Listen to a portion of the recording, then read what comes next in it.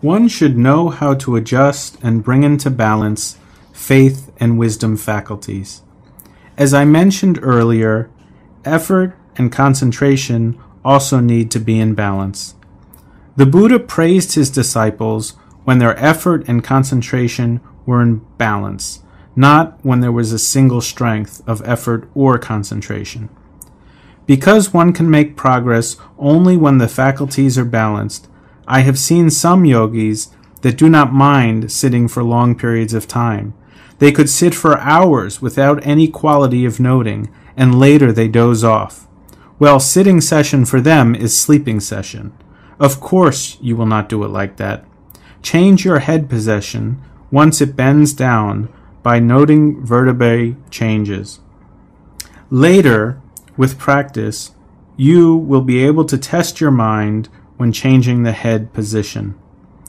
By aiming at the point of movement carefully, you will see how the air element appeared as a result of intention and will push the head up. As your concentration becomes stronger, you will see effortlessly how things change. Many things happen when you pay attention like this. You have groups of vertebrae here. When you bow and pay respect, the cervical vertebrae will move step by step. It is important to note these movements. When you're lying down and sleeping, note the slow movement of changes, labeling as lying down, lying down. The mind must be focused on every step of each movement. In the guided talk in meditation, there was discussion of how Elder Ananda attained Arahata Magga from moving from the standing to the lying posture. It was in the moment that his feet were raised from the ground and his head before it touched the pillow. He would not have attained Arahata Maggaphala if the noting was not precise. Hence, in Vipassana, the yogi must carry along and note precisely all postures. This is not a small detail. Take note of every little thing. Then you will make progress, keeping concentration and effort in balance. Do not sit or walk for long hours because you prefer to do so. With precise noting, you will come to know that sitting or walking meditation is the same kind of practice.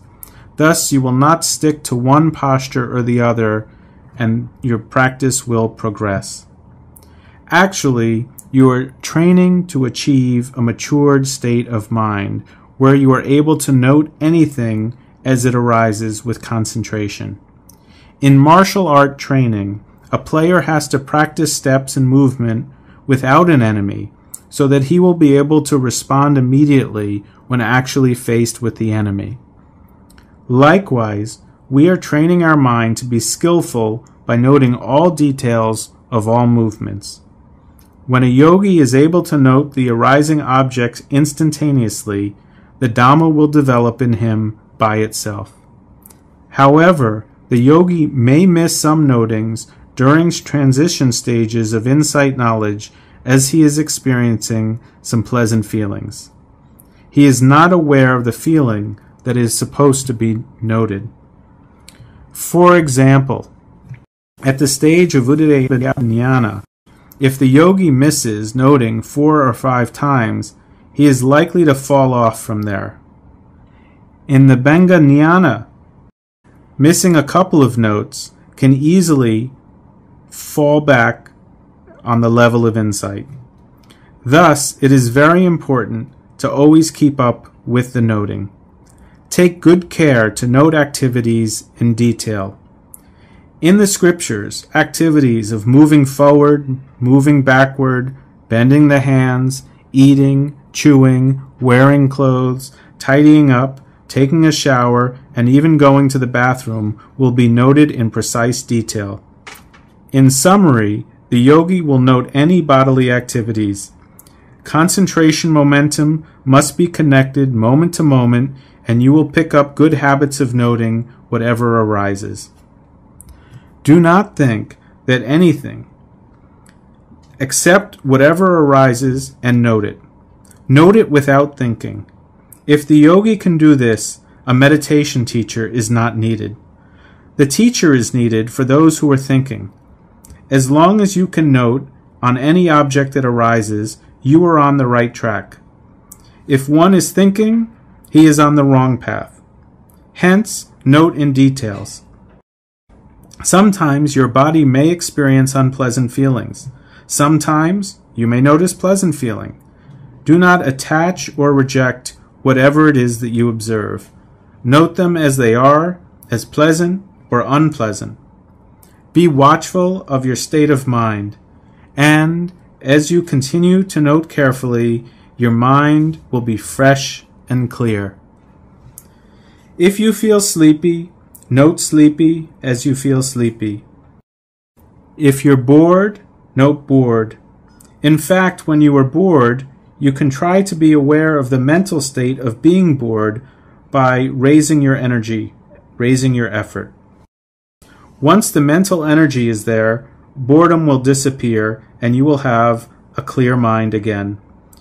When you feel sleepy and cannot focus anymore on the main object, use multiple objects to make your mind more active. You may have to open your eyes and note on lighted objects as seeing. If this does not work, be watchful on any object that arises in your body, such as a touching point, a warm area, an itching area, or on hearing, or any sound object. In this way, you will be prevented from sloth and torpor gaining the upper hand. By applying all of these points in your practice, I would urge you to have diligent and respectful practice, and may you be able to reach your goal easily and effortlessly.